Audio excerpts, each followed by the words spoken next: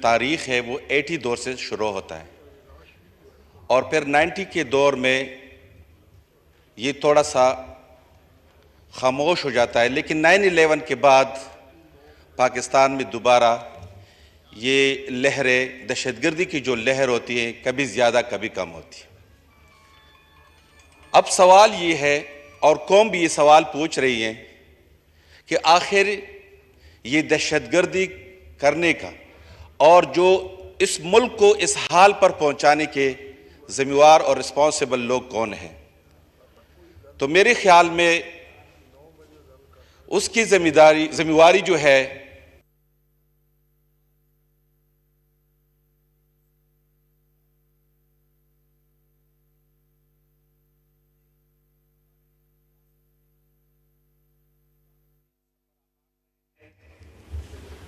और हमारी political leaders की जितनी भी क़ियादत है, मैं खुद ज़ाती तौर पर उनको रिस्पॉन्सिबल समझता हूं। उसकी वजह यह है कि फॉर एग्जाम्पल अगर एक घर पर एक दुश्मन हमला आवर होता है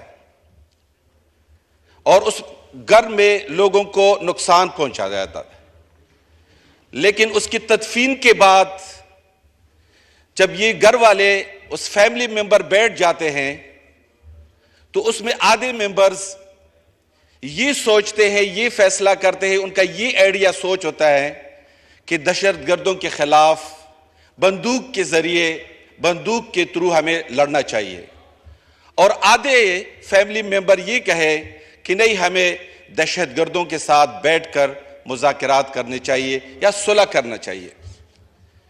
घर वाले इसी कश्मकश में इत्तिफाक में नहीं आते और दुश्मन दोबारा हमला आवर होता है। ऐसी मिसाल हमारे पाकिस्तान की भी है कि यहां पे हमारे रियासती इदारों के लोग, हमारे पॉलिटिकल लीडर भी और हमारी पूरी कौम भी तकसीम है।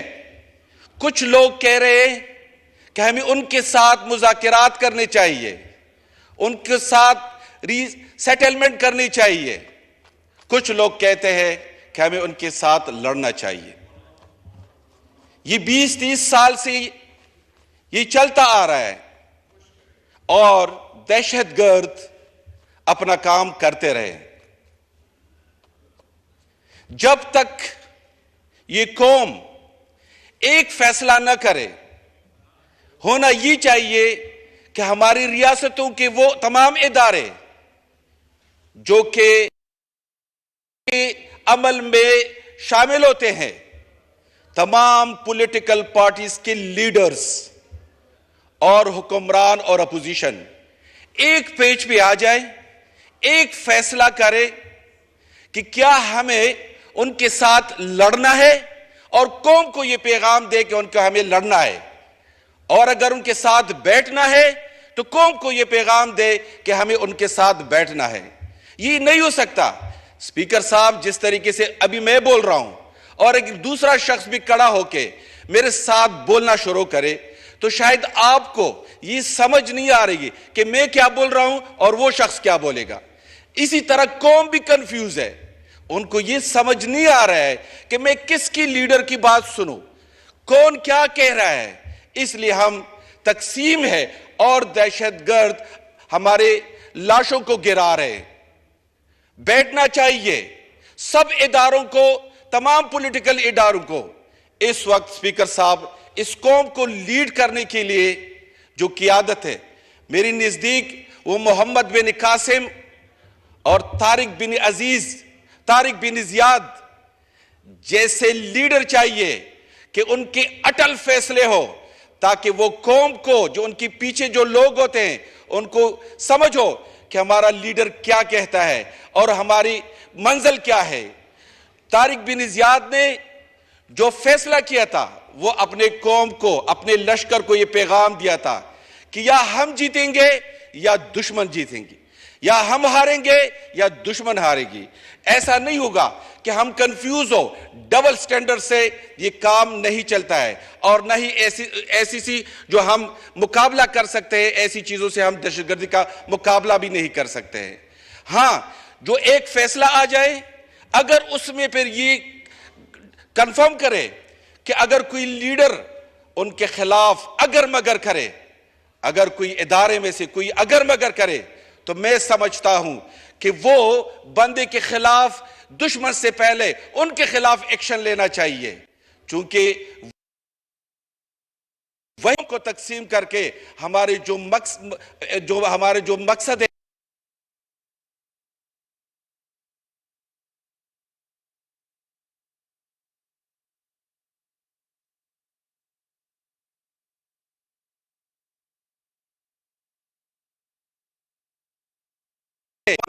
ऐसा था कि वो जब जिसको ले जा रहे थे अस्पताल में, वो नौजवान कह रहा है कि मैं तो ज्यादा जख्मी तो नहीं हूं, मैं तो मर तो नहीं जाऊंगा।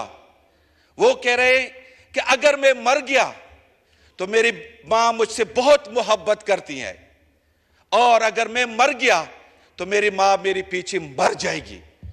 स्पीकर साहब, ये मसला शहीदों का नहीं है। 100 घरों में ऐसे कई लोग, ऐसे कई खानदान जो जिंदा लाशों की तरह मर चुके हैं। अमली तौर पर तो वो जिंदा है, लेकिन वो जीते जागते वो मर गए हैं। हमें फैसला करना होगा कि उनके साथ बैठना है, उनको रीसेटलमेंट करना है, या उनके खिलाफ एक्शन करना है, लड़ना है। पूरी कौम एक फैसला करे, नेशनल फैसला हो।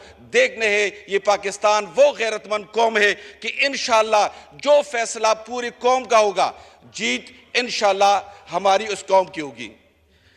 स्पीकर साहब, इस कौम को एक दूसरा मसला भी दरपेश है, और वो है माशी बहरान का। बदकिस्मती से ये हम ब्लेम गेम और सियासी तौर पर हम एक दूसरे को कि ये उनकी गलती है, ये उसकी गलती है, और हुकूमतें चलती रहती है।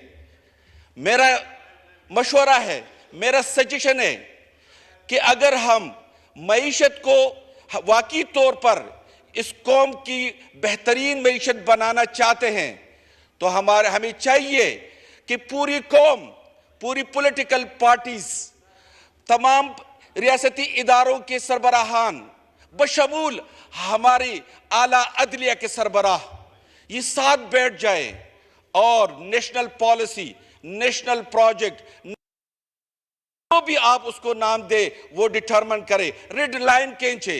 इलेक्शन आ रहे हैं, इलेक्शन से पहले ये होना चाहिए कि इलेक्शन जो भी जीते, जो भी हारे, बता रही है कम से कम 10, 15 और 20 साल के लिए हमारे एक नेशनल पॉलिसी होनी चाहिए कि हमें ये डिसाइड करे कि आया ये मुल्क हम एग्रीकल्चर सेक्टर पर काम करके, उस पर इन्वेस्टमेंट करके, आया हम इस कौम को आगे एग्रीकल्चर सेक्टर पर उठा के कौम को आगे अपने पांव पे खड़ा कर सकते हैं, या एनर्जी के सेक्टर में, हैडल में डैम, सस्ती एनर्जी पे काम करके क्या हम उस पे कौम कड़ी कर सकते हैं, या इंडस्ट्रीज को हमें रेड लाइन खींचने होंगे।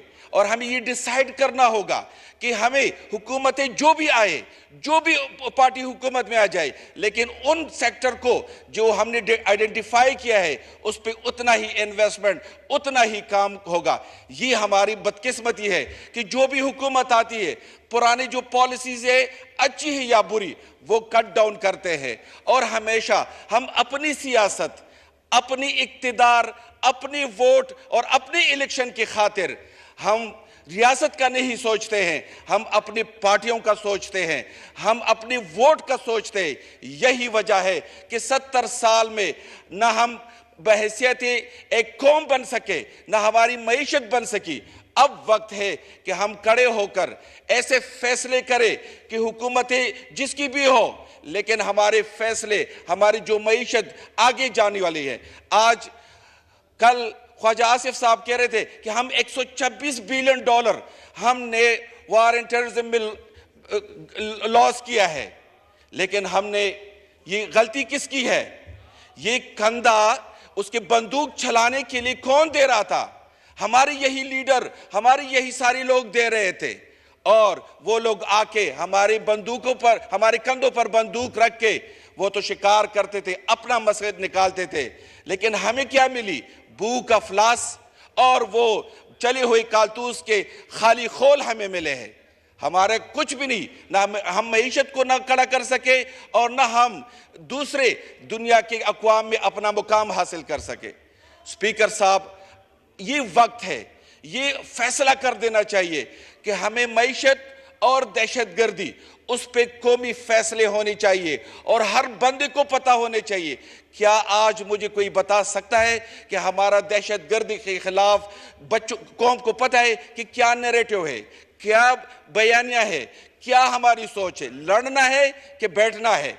ये एक पेज पे होनी चाहिए। और अगर इसमें कोई बंदा, कोई पार्टी का लीडर या कोई कर ले, बैठ जाए, बेशक खूब सर जोड़ के बैठ जाए, लेकिन फैसला एक होनी चाहिए। और इसमें फिर कौम की जो भी हो, सब पॉलिटिकल पार्टीज, इदारों की, अगर वो फेलियर है तो सबकी फिर खाते में आएगी, और अगर कामयाबी है तो फिर सब करे। ऐसा ना हो कि जो हुकूमत में आ जाए वो अगर अच्छी काम भी करे तो कम से कम वो दूसरा बंदा जो है वो उनके टांगे खींचता है कि ये अच्छी काम मुल्क के लिए क्यों कर रहा है।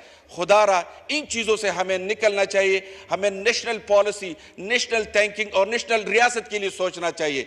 हमने काफ़ी इलेक्शन लड़ते हैं, इलेक्शन हम लड़ते हैं इक़्तिदार के लिए, कुर्सी के लिए, लेकिन हम कभी भी नहीं लड़े इस मुल्क के लीडरान, इस रियासत के लिए। अब वक्त है कि हम लड़े इस मुल्क के लिए, इस रियासत के लिए। वरना जिस तरीके से हम कहते हैं कि हमसे बांग्लादेश आगे निकल गया, हम वियतनाम की मिसालें देते हैं और भी काफ़ी कंट्रीज है। इंशाल्लाह अगर हम एक पेज पे पूरी कौम आ गई तो मैं समझता हूं कि दुनिया हमारे पाकिस्तान की तरक्की की इंशाल्लाह मिसालें देंगे। शुक्रिया। मोहसिन दावड़ साहब, आपसे